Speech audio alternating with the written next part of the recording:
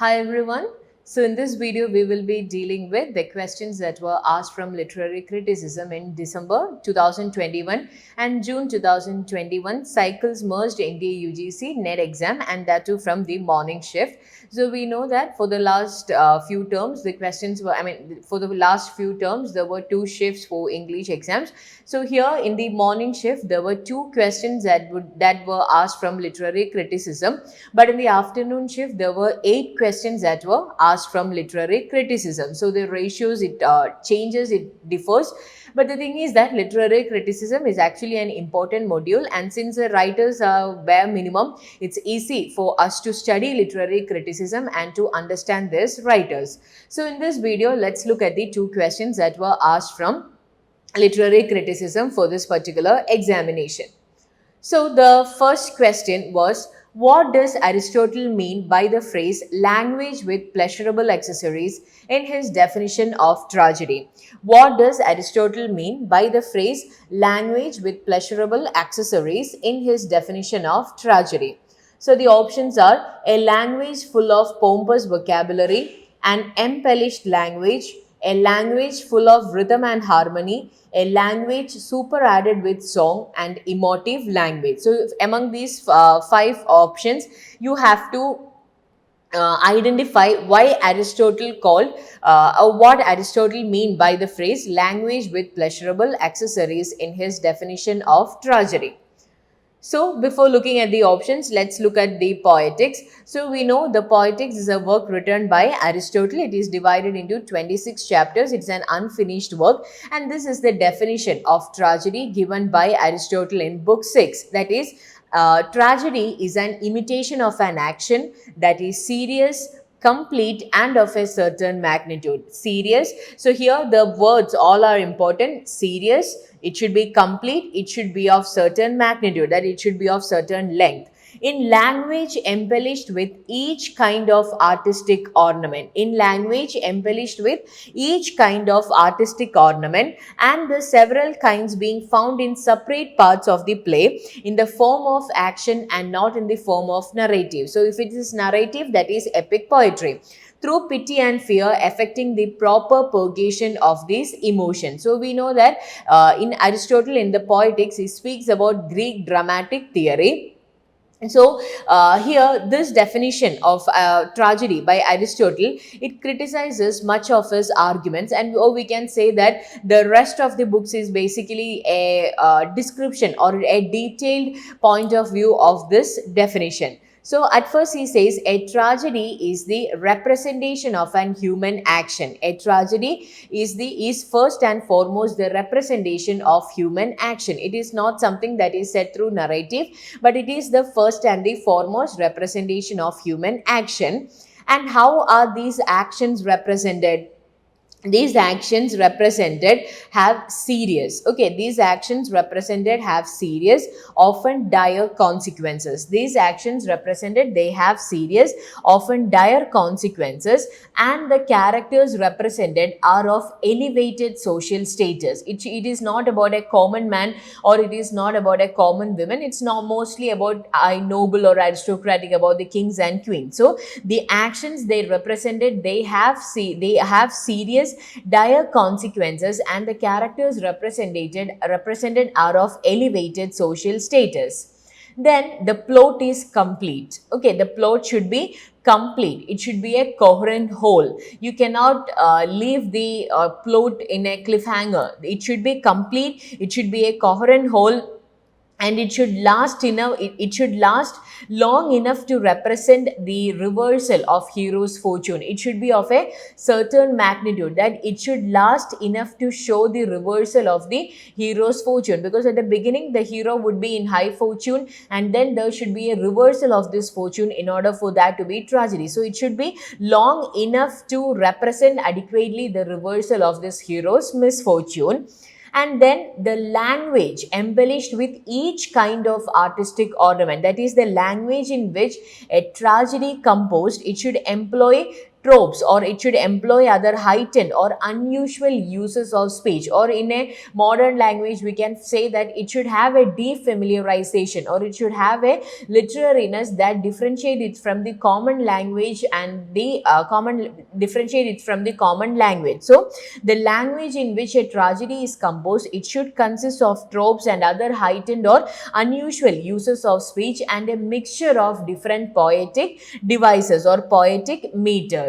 Okay, and then the several kinds being found in several parts of the play, that is, he says, and in the form of action, that is, the mode of imitation in a tragedy is drama as opposed to narrative in an epic poetry. Okay, so if it's narrative, it is an epic poetry. So in drama, it should be said in the form of an action. Drama, it should be said in the form of an action.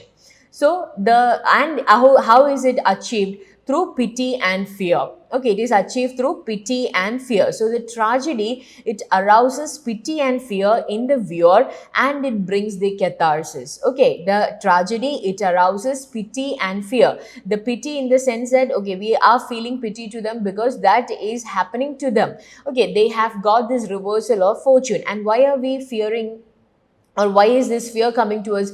Because we are afraid whether it would happen to us. Okay, so it arouses pity and fear in the viewer and thus brings catharsis to the audience, or catharsis to the fear. So pity and fear, that is what Aristotle calls as the pleasures of tragedy. Okay, and this should be resulted from the plot, or it is better if this pity and fear arises from the plot rather than the spectacle. That is, a story of Oedipus, a story like that of Oedipus, it should be able to arouse pity and fear even if it is told without any acting at all.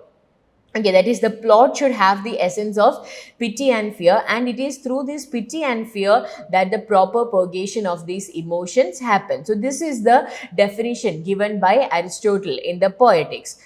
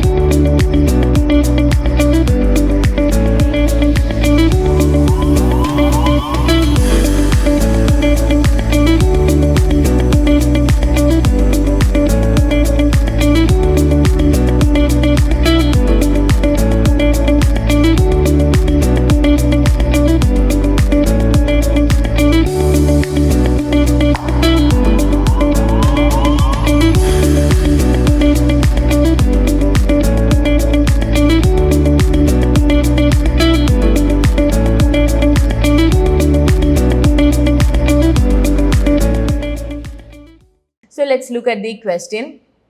What does Aristotle mean by the phrase language with pleasurable accessories in his definition of tragedy? A language full of pompous vocabulary? No. An embellished language? No. A language full of rhythm and harmony. That is what he says. A language full of rhythm and harmony. It should not be pompous, but it should be ornamental. And a language super added with song. So songs and spectacles, they are also important. So the correct answer is option C and D. C and D comes as option C. So the correct answer is option C.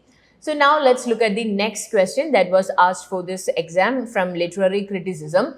Which of the following are Plato's main objections against poetry? Which of the following are Plato's main objections against poetry? The poet is an imitator. The poet is incapable of bravery. The poet, by fueling passions and emotions, weakens the reasoning capacity of the citizens.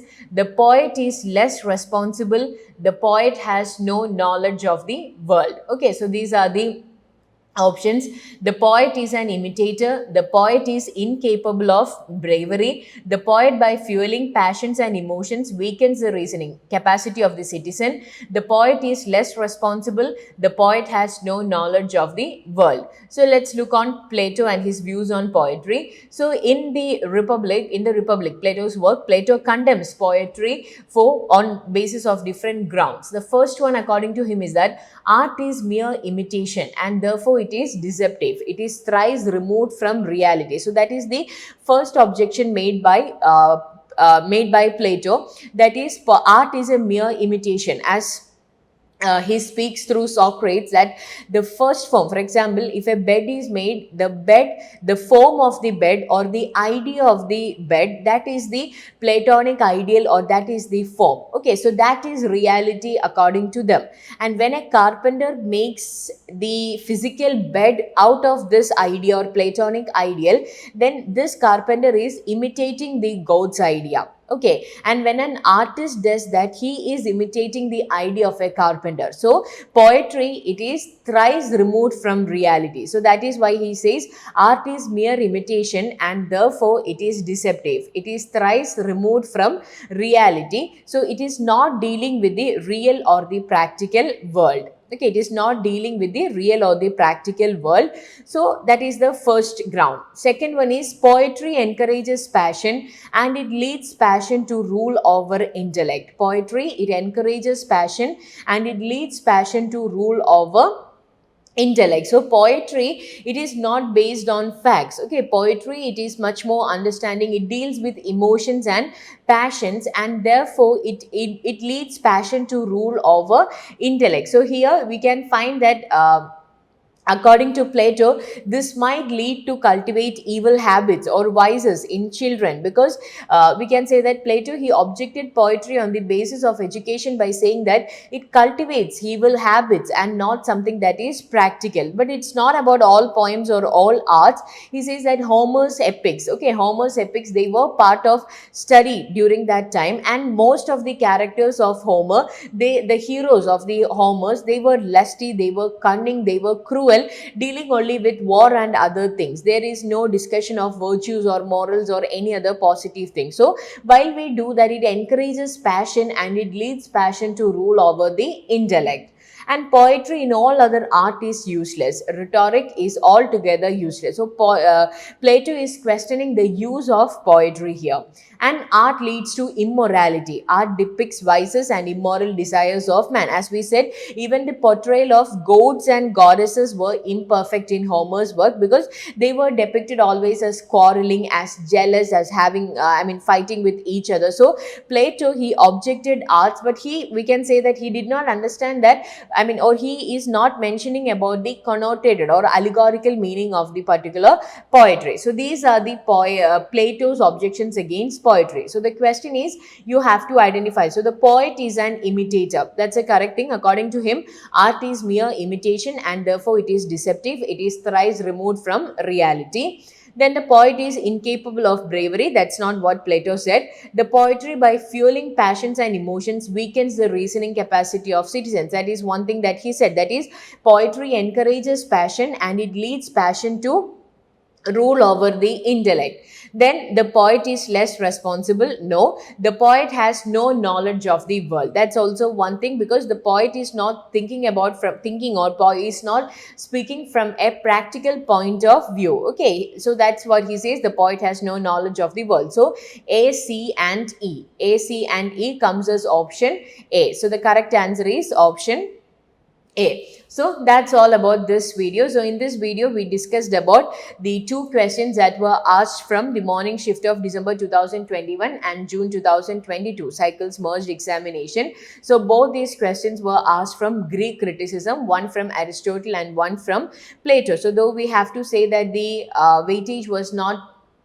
sufficiently managed, there were 8 questions that were asked for the evening shift examination. So that's all about this video. Thank you.